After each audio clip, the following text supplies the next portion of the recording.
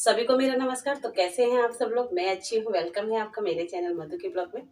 तो फ्रेंड्स, आज फिर रसोई में ही आई हूँ क्योंकि कमरे में बिल्कुल भी मतलब ना बैठने का स्पेस और रोशनी का पता नहीं, मुझे समझ में नहीं आता। मुझे अपनी रसोई में ही अच्छा लगता है।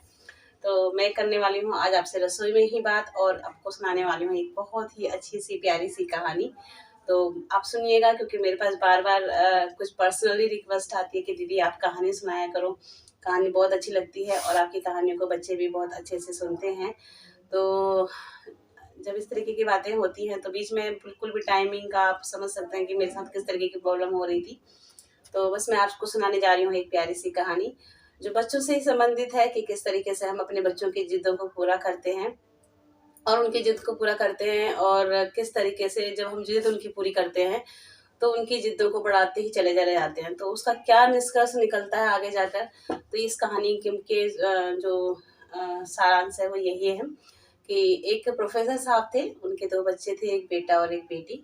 तो क्या होता है कि उनका जो बेटा था बहुत ही ज़्यादा ज़िद्दी था। वो किसी भी काम को करता था ना, तो उसका हमेशा यही रहता था कि मतलब काम उसने करना नहीं है, या तो मम्मी से कराना है या दीदी से कराना है या किसी न किसी से, मतलब प्यार से रो के गिड़गिड़ा के, मतलब किसी न किसी तरीके से खुद ही कर ले, मतलब खुद नहीं करना, किसी न किसी से करवाना है। तो उसकी हैबिट में बना हुआ था ये बचपन से ही। तो जब बच्चे छोटे होते हैं ना तो हम सब उनकी जिद्दों को पूरा करते हैं। चलो कहते हैं कोई बात नहीं, अभी छोटा है, बच्चा है, कोई बात नहीं। तो इस तरीके से हम उनकी जिद्दों को पूरा करते चले जाते हैं। लेकिन किस तरीके से जिद हम लोगों के सामने बहुत ही बड़ा एक मतलब वो लेकर आती है, एक गंभीर समस्या लेकर आती है। तो वही एक कहानी में आज है। तो उनकी बच्चे की जिद वो हमेशा पूरी करते थे। तो प्रोफेसर साहब घर में बोलते थे, अपनी वाइफ को बोलते थे कि इसकी हर जिद पूरी मत करा करो, नहीं तो आगे जाके बहुत ज़्यादा परेशानी होने वाली है, आप समझा करो। लेकिन माँ जो होती है ना, कहते हैं ना कि माँ ने चाहे कितना भी स्ट्रिक्ट होने की कोशिश करे, लेकिन वो अपने बच्चों के मतलब जब बच्चे रो रो के किसी चीज़ की फरमाइश करते हैं या कोई ना कोई बहाना बनाकर कोई बात करते हैं तो लास्ट में बिगड़ जाती है। तो यही उनके साथ भी होता था। तो मम्मी उनकी हमेशा उसको बचा लेती थी हर चीज़ से।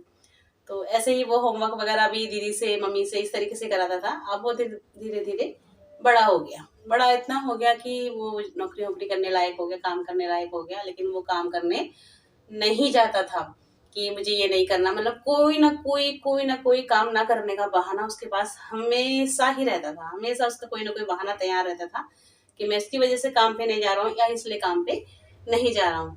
तो मेरे को ना ये बैठने में, खड़े होने में थोड़ी सी प्रॉब्लम हो रही थी, तो मैं ऐसे करके बैठ गई क्योंकि यहाँ पे बैठ के मुझे आराम मिल रहा है। तो अब उसके पिता जो प्रोफेसर थे वो सोचने लगे अब किस तरीके से मैं अपने बच्चे का जो है किस तरीके से इसको समझाऊं। उन्हें समझ में ही नहीं आ रहा था।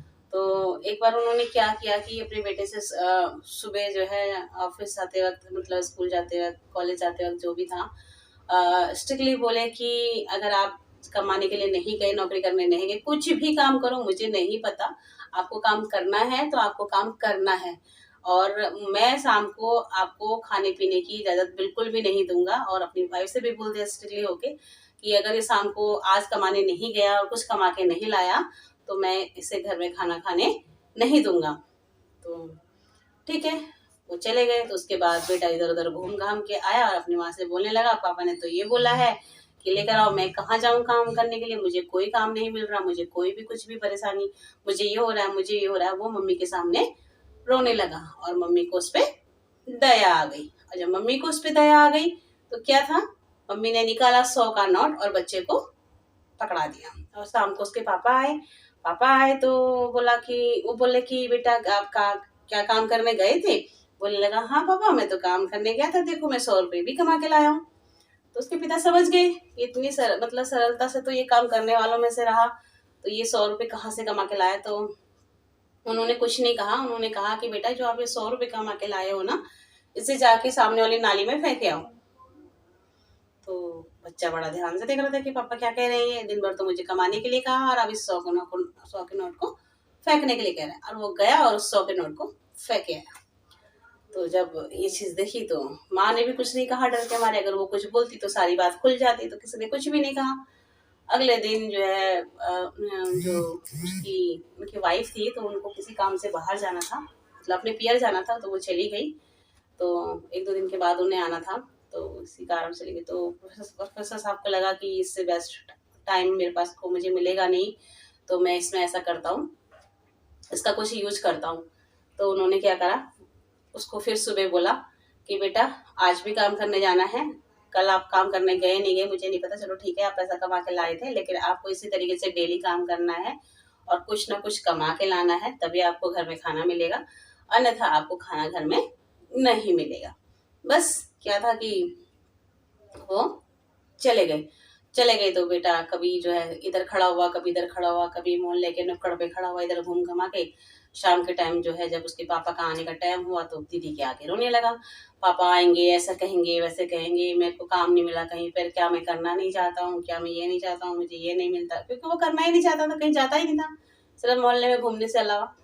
तो मैं क्या करना नहीं चाहता हूँ, मैं तो करना चाहता हूँ, जब मुझे काम ही नहीं मिलता तो फिर मैं क्या करूँ। तो उसकी दीदी को उस पर दया आ गई और उसने 50 रुपए निकाले और उसको दे दिए।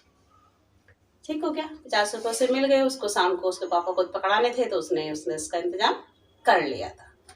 अब उसके पिताजी आए तो पिताजी ने कहा कि बेटा क्या आप काम करने गए थे। उन्होंने कहा हाँ पापा देखो मैं काम करके लाया हूँ और ये 50 रुपए भी मैंने कमाए हैं। उन्होंने बोला अच्छा ये 50 रुपए फिर कमा के ले आया, वेरी गुड। तो ऐसा करो बेटा जाकर इसे भी जो 50 रुपए इसे भी नाली में फेंक आओ। और वो गया और फटाफट से उसे नाली में फेंक आया। तो जब वो उसे फेंक आया तो फिर प्रोफेसर साहब समझ ही गए कि ये बदाल में कुछ काला है, इसे पैसे घर से ही मिल रहे हैं, ये कहीं भी कोई काम करने नहीं जा रहा है। तो क्या हुआ कि अगले दिन उन्होंने अपनी बेटी को सुबह ही कहीं भेज दिया और उन्होंने बोला कि मतलब किसी के यहाँ, उन्होंने बोला कि जब तक मैं ना कहूँ तब तक आप मत आना घर, ठीक है। और उन्होंने उससे कहा और बेटे से कहा कि शाम को जब तक कमा के नहीं लाओगे खाना नहीं मिलेगा, बिल्कुल भी नहीं मिलेगा। कमाने जाओ डेली, जैसे रोज कमा के ला रहे हो ऐसे आज भी कमा के लाना है। तो भाई अब हो गई बात समस्या वाली, क्योंकि ना तो मम्मी घर में थी ना दीदी घर में थी, अब पैसे कहाँ से आएंगे। तो वो बेचारा ढूंढता रहा, इधर उधर खड़ा हुआ, इधर खड़ा हुआ, उधर उसने कहीं से इंतजाम करने के लिए दोस्तों से पूछा तो कहीं किसी ने भी कुछ नहीं दिया। सबको पता था ये कुछ काम वाम तो करता नहीं है, कहाँ से लौटाएगा ये पैसे।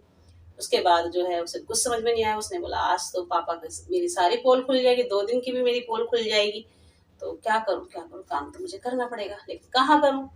तो वहां पर ना एक ट्रक में जो है सामान लद रहा था, तो उसने देखा तो वो वहाँ पर आया, ठेकेदार खड़ा था वहाँ पे। तो ठेकेदार से बोलने लगा कि अंकल मुझे भी कुछ काम दे दो, मुझे बहुत ही अर्जेंट है और मुझे पैसों की बहुत ज़रूरत है, आप मुझे कुछ काम दे दीजिएगा। तो उन्होंने बोला भाई काम तो यहाँ पे कुछ भी नहीं है, तुम्हारे लायक तो कोई काम नहीं है, बस यही काम है कि इन बोरियों को उठा के ट्रक में डालना है, अगर आप ये कर सकते हो तो कर लो, तो आपके पैसे मिल जाएंगे। तो अब उसके समझ में कुछ नहीं आया, उसने कहा आपको कुछ ना कुछ तो करना ही पड़ेगा। तो फिर उसने क्या करा, वो जो बोरियां थी वो अपने कंधे पे लादना शुरू कर दिया और उन्हें ट्रक में डालना शुरू कर दिया। और वो ट्रक में जब उसको डालने लगा तो 1 डाला 2 डाला इस तरीके से उसने पूरे 50 रुपए कमा लिए।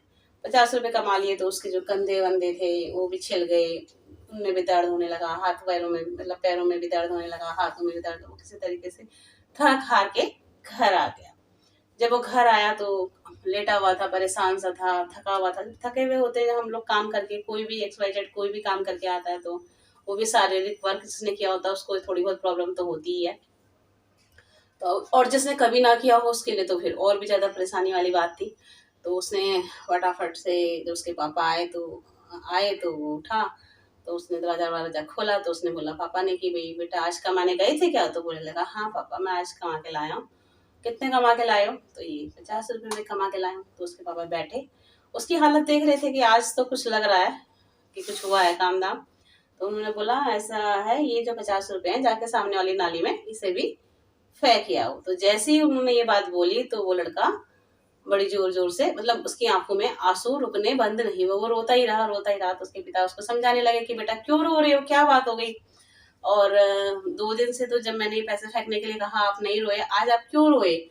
तो फिर वो बच्चा फूट फूट कर रोया और उसने सारी बात अपने पिता को बताई कि पापा मैंने इतनी मेहनत से पैसे कमाए हैं, इतना बोझा मैंने उठाया है और इतनी मेहनत करने के बाद मैं पैसे कमा के लाया हूँ और आप बोल रहे हो कि इसे नाली में फेंक दो, तो मैं इसे कैसे फेंक सकता हूँ। तो यही बात समझाने के लिए उसके पिता इतने दिन से प्रयास कर रहे थे कि मेहनत के पैसे को हम नहीं फेंक सकते, मेहनत का पैसा इतना हम लोग मेहनत करके कमाते हैं और किस तरीके से कमाते हैं, अगर हमारे बच्चे उसका यूज अच्छे से ना करें, हमारा परिवार उसका अच्छे से यूज ना करे, तो जो परिवार का पालन करता होता है उसको बहुत ही दुख होता है। तो ये सभी कहानी का सार यही है कि हमें अपने बच्चों को ऐसी आदत नहीं डालनी चाहिए, काम करने की आदत डालनी चाहिए। काम करने की आदत डालने से क्या होता है कि उनको हमेशा काम करने की आदत बनी रहती है और भविष्य भी उनका मतलब अच्छा रहता है। तो इस तरीके से वो अपने बेटे को समझाने में और काम करने की जो एक ललक थी उसके अंदर पैदा करने में, और मेहनत का फल जो मेहनत करने से जो फल मिलता है उसकी जो खुशी होती है उसका एहसास उन्होंने अपने बेटे को दिला दिया और वो बहुत खुश हुए और उन्होंने अपने बेटे को गले से लगा लिया। तो उस दिन से वो जो है हमेशा काम करने लगा और उसके बाद उसे बहुत ही अच्छी नौकरी मिल गई और वो बहुत ही अच्छे पद पर कार्य करने लगा। तो जो भी हम कार्य मेहनत से करते हैं, परिश्रम से करते हैं, तो हमें हमेशा उसमें सफलता जरूर मिलती है। तो किसी को घबराने की जरूरत नहीं है, सभी को एक ना एक दिन सफलता जरूर मिलनी है, लेकिन मेहनत करने वाले को ही मिलेगी ना। जो मेहनत नहीं करेगा उसे क्या मिलेगा बताओ? जब वो काम करने ही नहीं जाएगा, ढूंढने ही नहीं जानेगा, तो उसे घर में आके काम तो मिलने से रहा ना, कोई भी चीज नहीं मिलने की। हम ही है घर में बैठे बैठे सोचेंगे ये कर ले, ये कर ले, कर ले, सोचते रहेंगे, करेंगे कुछ नहीं तो कैसे होगा। तो यही कहानी का सार कैसा लगा आपका बताइएगा जरूर। और इसी कहानी से संबंधित मैंने एक और कहानी, मतलब कहानी क्या है, हकीकत ही है, सुनी थी कि जो एक जो सर्कस होता है ना, सर्कस में एक शेर के बच्चे को बांधा हुआ था। उसे हर चीज की फैसिलिटी दी जाती थी वहां पर, उसके लिए मांस वगैरह जो भी उसको खाना होता था, सारी चीजें उसे मिलती थी। लेकिन वो क्या था ना, वो एक जंगल में रहने वाले शेर की तरह नहीं था। मतलब उसे कह सकते हैं बोधू सा, मतलब आलसी सा, तेज नहीं, तकरार नहीं, उसमें मतलब कोई इतनी क्षमता ही नहीं थी जो एक जंगली शेर में होती है। क्यों? क्योंकि नहीं थी, क्योंकि वो अपने हाथ पैरों से कार्य कर ही नहीं रहा था। अपने पैरों से हाथों से वो कोई मेहनत कर कार्य कर ही नहीं रहा था, कोई शिकार ही नहीं कर रहा था, उसे तो सब कुछ करा कराया मिल रहा था ना। तो अगर उसे जंगल में छोड़ो, मतलब अगर हम उसे जंगल में छोड़ देंगे उस तरीके के शेर को, तो उसको तो कोई भी मार के खा जाएगा, है ना। तो शेर से तो लोग डरते हैं। क्यों डरते हैं? क्योंकि उसकी जो पकड़ होती है वो बहुत तेज होती है, शिकार करने की क्षमता बहुत होती है, उसकी जो रेस होती है वो बहुत तेज होती है। वो किसी के पीछे भी भागकर उसे पकड़ के दबोच के मार सकता है। लेकिन जो बेचारा इतने सालों से पिंजरे के अंदर बंद पड़ा है, तो उसके हाथ पैर कहाँ खुलेंगी? उसके अंदर ये क्षमताएं, इतनी इतनी सारी योग्यताएं कहाँ से आएंगी? तो वही चीजें हैं, हमें भी अपने बच्चों को हर सुख सुविधा देनी चाहिए, लेकिन एक हिसाब से, है ना। हम अपने बच्चों को सोचते हैं कि हर फैसिलिटी अपने उनके हाथ पे दे दें, तो धीरे धीरे से हम अपने बच्चों को मजबूत नहीं बना रहे हैं, कमजोर बना रहे हैं। तो ये चीज मैं भी महसूस करती हूँ, क्योंकि मेरे पास भी बेटा है तो हर उसको सोचते हैं कि उसको ये कर दें, उसके लिए ये कर दें, उसके लिए ये कर दें, लेकिन अब हम आज इस मोड़ पे आ गए हैं कि जब वो बाहर जाता है तो मैं बहुत दुखी होती हूँ। मुझे लगता है कि मेरे बेटे को ये भी करना पड़ेगा, ये कभी करना पड़ेगा, और जिस बच्चे ने कभी नहीं किया उसे करना पड़ेगा, तो उसको भी जोर पड़ेगा ना। तो हाँ, ये सभी के ही कहीं ना कहीं, कभी ना कभी, किसी ना किसी को इसको फेस करना पड़ता है। इसलिए हमें बच्चों को शुरू से ही आदत डालनी चाहिए, बच्चों को मजबूत बनाना चाहिए, बच्चों को अपने काम करने की आदत होनी चाहिए। तो आज की कहानी का करते हैं यहीं पे एंड।